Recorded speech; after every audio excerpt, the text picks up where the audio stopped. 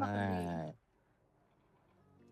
Day 3 in Calimnos and first time sa Grande Grota at saka sa Panorama Wall. Sa kaliwa, may Ibang nakita styles akong- na naman ng climbing yung na-experience namin. So, merong iba nag-start ng boulder, then bigla siyang magiging crimpy tsaka face style sa taas. So, may mga iksi din, may 20 meters, pero may 30 meters din.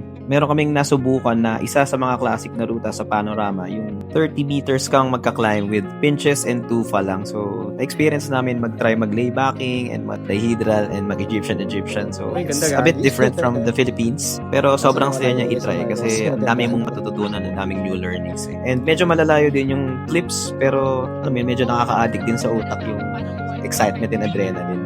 After nyo mag-climb, di pa tapos yung adventure kasi yung approach and pababa from Panorama Wall is medyo sketchy. Isa sa mga pinaka-sketchy na approach. Mas sketchy pa sa Igbaras, I think, na magka-climb down ka pababa sa, tingin ko, rock climbing route na to, mga 4 climbing or 5 climbing.